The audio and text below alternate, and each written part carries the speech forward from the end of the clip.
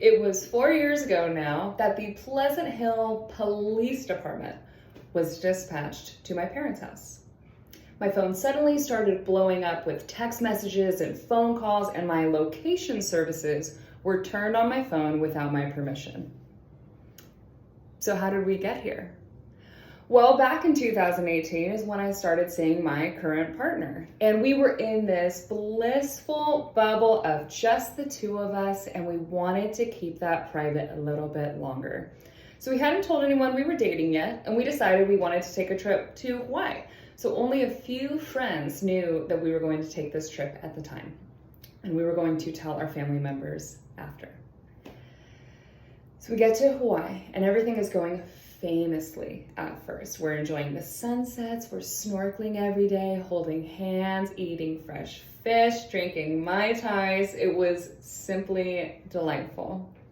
One of these afternoons, we had decided to go to a brewery, and this brewery is in a warehouse district, so there's really not a lot of establishments there besides a taco shop, a bookstore, and then the brewery. Other than that, it's just completely empty buildings. So we're enjoying a few beers, and we decide it's time to go back to the condo for a nap. And in that 15-minute drive is when all of the chaos broke loose. All of the phone calls, all of the text messages, the location services. And this was due to me dropping my ID right outside of the brewery, as one does when having a couple of drinks. So this lovely gentleman had found my ID card and decided to call the Hawaii Police Department to ensure that he rightfully gave it back to me. And in his words, we learned this retrospectively after talking to him, he said that he knew that they weren't going to do anything about it in the time that it needed to be done. So he took it upon himself to get my ID to me. Because what if I was leaving that day? What if I needed my ID that day to fly home, and that was the only thing stopping me from getting back to Pleasant Hill, California?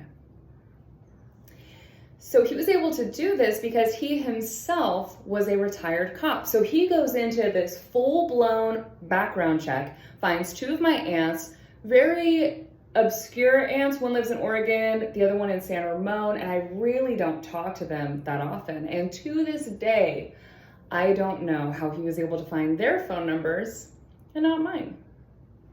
Another question I had is that if there's only 3 establishments in this warehouse building, why would you not think that the most likely place someone would drop their ID wouldn't be at the bar? So everything worked out well. I ended up telling my parents about my new boyfriend. They got to meet him. Everything is all good.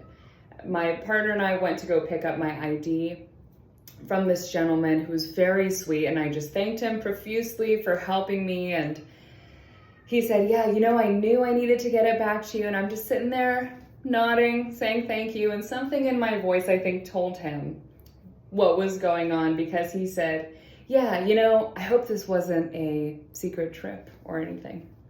Thank you.